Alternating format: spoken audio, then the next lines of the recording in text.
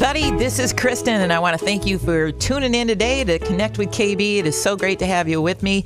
I have a great guest in studio with me today, and he's going to talk a little bit about business and leadership and education and all the great work that he is doing at the Michigan Chamber of Commerce. He is a marketing and communications executive by trade. He is smart and kind, and I get an opportunity to work with him all the time.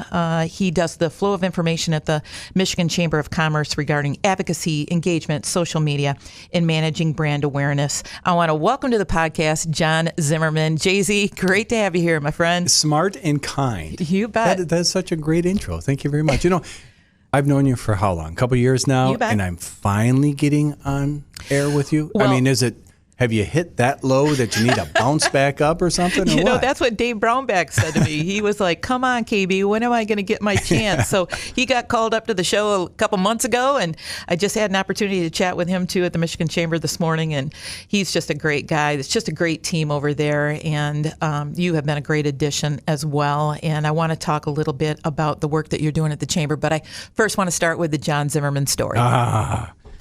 You know, I really don't have a story, a John Zimmerman story. I started in marketing and PR back in Detroit when I worked for Anthony Franco Public Relations. And from there, I finally got my role to come over to the west side of the state, which I absolutely love, and I will never go back. No offense to the Detroit area, because I love Detroit, but You're west side. I live in Grand Rapids. I'm 20 minutes from the big lake, and it's fantastic. So I worked for Meijer. I worked for Meijer for 12 years, and I was their spokesperson, and the best job ever because I got to work with Fred Meijer, and he was the best mentor you could possibly have. And so then from there, I went to the banking world and did the marketing and advertising for the banking, and so now I'm here at the Chamber. I've been here going on 3 years. You bet. And, you know, you've done some really kind of innovative and neat things with the Chamber as, you know, things need to develop all the time. You need to keep things fresh and new opportunities and new perspectives. Let's talk a little bit about that and the marketing business at the Chamber and some of the work that you've done since you've come in. Yeah, I think the biggest advantage we had when they hired me, patted myself on the back here. Yeah, you did. But I was in the corporate world. I was in the business world. I was in the retail world, in the banking. So it's all for-profit industries. And so when it came to the nonprofit world, it's like, okay, so what can I do? How can I make a difference? Number one, I want to start with the look and feel of the place. And so we started with building a website that I believe is more consumer friendly, more entertaining, more engaging than we've done before. And that was a huge project, but it really gives us to the level where the Chamber is today. I mean, the advocacy team that we have at the Michigan Chamber is by far the best there is. I mean, those people know their stuff. So let's highlight it. Yeah. Let's showcase that. We have incredible members that are members of the Chamber. Hey, we have a platform. We got a beautiful website, and so let's promote that as well. And so there's a lot of different things that we had the elements to, and we just needed that just little upgrade to it to make it more of what it should be. I mean, a world-class organization. Well, and the thing is too, with, the importance of digital now, and I've seen some of the work that you've done there too, and I think that the Chamber is really doing a nice job of telling more member stories. Right. Things that really get to the heart of people in their business and what drives them, the product that they have, as well as sometimes, the challenges too, the struggles that businesses have too. And I've watched you do some of that work. And can you highlight some of those that you went to Mission Point, I think, not too long ago? Oh, we did. Yeah. Darn. How was the weather? I had to go to Mission Point. But Mission Point was a great story in what they did, Liz Ware did with their organization at Mission Point to deal with COVID. I mean, if you think about it, they're in the hospitality world. And COVID shut them down. Yeah. I mean, and they're stuck on an island. And so they had a lot of obstacles that they had to go through. And it was great that the community on the island wrapped themselves around each other and helped each other out. And that's great when you're on the island. But Liz needed to know what was going on in Lansing. She needed to know when she's going to open up her doors, what are the rules and regulations. And then she had all these questions, and she had no one to go to until she realized, hey, wait a minute. I have the chamber. I can go to the chamber anytime I want and find out what's going on. Well, and we heard that a lot, and I've talked about that on the podcast before about, your trusted advisor. That's what the Michigan Chamber is a trusted advisor to the members about these things that go beyond really their scope. It's hard enough to run a business day to day, but when you get thrown with a pandemic and you've got to make a lot of changes and you've got employees and a lot of things that you've got to handle, the chamber was there. Yeah, absolutely. But, we're there as a resource, like you said. We're a trusted resource for those members that we have. And they utilize us. They utilize us very well. And then we kept reaching out to them to make sure things were going well. And what else can we do? What else do you need? And that's part of that membership aspect of it. That's a relationship that we have with them. And we need to keep that going because we're all in this to make sure that Michigan has a great economy. We knew that with COVID, you can protect lives and livelihoods at the exact same time. Yeah, people would think that there are a lot of people in your department. Oh, it's a massive group. It really is. Yeah. All two of you. Yeah. Woo. How do you manage the workflow? Well, you have a great team, and Taylor is great. She is. Yeah. She's been a great addition, and to really put her into a place too where her strengths are. And the one thing I like about she's our Youper. Yeah. She came from Marquette, and we're like, all right, should we take a chance on this gal? Yeah, we did, and she proved to be outstanding. Well, and when you give the young people opportunities, including Stephanie Young, who's there at the chamber as well, and I was on a call with Taylor a week or so ago with Gina Thornston from Stormy Cromer, and they just had a great time talking about the UP, and they really get so passionate about it too, and you love to see that with an employee who's passionate about a member. You bet. And it was very, very clear. The conversation that they were having, is one that you and I probably could not quite understand or resonate with because of the fact that we're not from there. Right. So it was a great connection. And, I've said this to you a million times that I'm always about the right messenger. And that was a key moment for that conversation with the connection with Taylor and Gina. Let's talk a little bit about digital media and how the chamber can be helpful to small business members. And, the majority of membership is generally small business. Right. And so, what are those kind of ways that people can capitalize on opportunities with the chamber to, well, one, advertise, but two, to get their message out? Well, truly, like you said, the digital world is unbelievable, and especially with social media. And it doesn't cost any money to be effective. And so we've helped many businesses look at what their social messaging has been, the layout, the format, the time that it's sent out, and really help them, rethink what they should be pushing out. Because this is a great tool for businesses, especially if you start tagging other businesses with your post.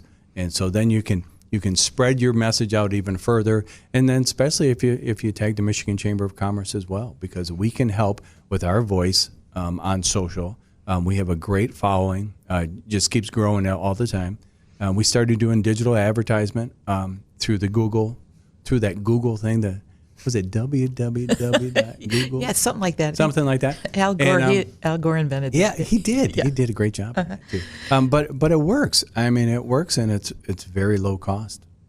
Yeah, and I think that that's the kind of thing that they sometimes need a little guidance with, too, to understand what they need to do. Let's talk a little bit about what you see coming up here with the chamber, too. We're going to probably get into an election year soon. Does that change the scope of what you do in regards to lots of advocacy work versus the, engagement and really more networking stuff for members? Or how did you fall into that, and how do you like the advocacy push out? Yeah, it's busy. And I always thought, going to the Chamber of Commerce, there's got to be a downtime. Is it the winter time or is it the summertime? There is no downtime. I mean, we are constantly moving, and especially with the election coming up, we're going to be very busy. But our job is to get the message out. Our job is to be the resource, the trusted resource, to get accurate information for our members to read, to see, to be able to contact us and talk to us about it. So it's going to be a busy time. But COVID was a busy time, too. We had 1.7 million people visit our website.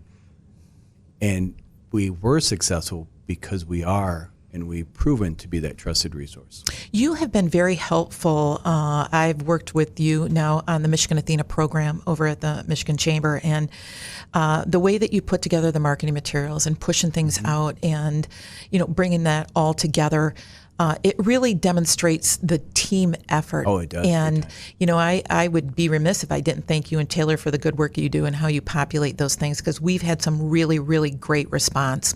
Well, we have some great programming, too, so it's really easy to put marketing material together for great programming. I mean, and the speakers that we've had and the moderators we've had for these things, we've really done a great job building up our visibility for these programs. And, to be honest with you, COVID helped because it forced everyone inside. Yeah. And we started doing everything virtual. And when we were virtual for these events, we're able to get people from Traverse City to attend, from St. Joe to attend, to Detroit to attend, without any problems. So the timing was right, the content, the programs was right, and then we're really doing a great job with our members, giving them what they're looking for. And even with our sponsors. Yeah, well, and I was going to say that about the sponsorship prospectus and the opportunity for them to have brand exposure. And we've seen a lot of uptick with the interest from sponsors. And I think when you put it together like in a very concise prospectus that people can see, and they see the value. And I really like the opportunity for the fulfillment report that comes out at the end, that sponsors really get to see the punch that they got. That's a lot of stuff that they get for their sponsorship. It really is. You bet. And so, you really, to me, it's easy. Well, not easy to sell a sponsorship, but to have a sponsorship and for a member to give you dollars, but then to go back afterwards and to show them the proof in the pudding that their money was really working. And it works in carrying so many other members of the chamber along too for programs and an opportunity to engage. Yeah, absolutely. But when you start with good programming, the rest kind of takes care of itself because people want to be involved in that. They want to be part of that. They want their name associated with that. And then if you can deliver with making sure that, they're on every email, they're on every social media post, any advertisement that we do, the day of the event, making sure that they get their recognition. That's good stuff because, we have the DEI programs that we're doing now, and we don't have sponsorships really for that.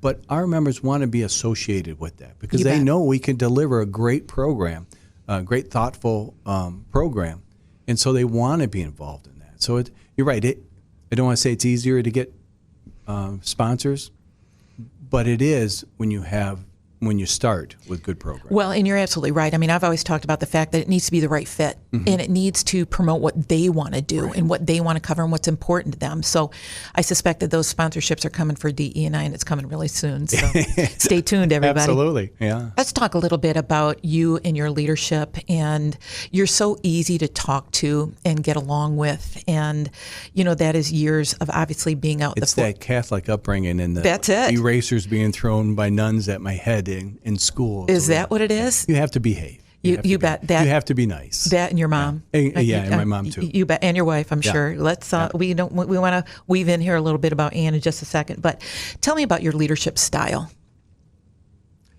Well, it's really, I don't know, doing a lot of listening. I think it is. I think so too. Yeah. I've noticed that about you, that you're not one to overreact. Nope. You're one to digest it a little bit. I think that's where the PR aspect comes in too. You've learned to don't show your cards. You learn to listen before you speak. You learn to find out all the information before you can make a decision. And I think that helps. Yeah, your personality fits very well with the profession that you're in. I saw you interact with Rich Studley as you were coming out of the office this morning, and he is going to phase himself out here at the end of the year and leave the chamber. I don't know what we're going to do with him. 40 years. He can't leave. All the plants are going to die. Jim Holcomb's going to come on board. From a leadership perspective, how do you kind of see this transitioning happening? Very smooth. Very smooth. Jim is going to do a great job in the leadership role at the Michigan Chamber. Rich has done a great job.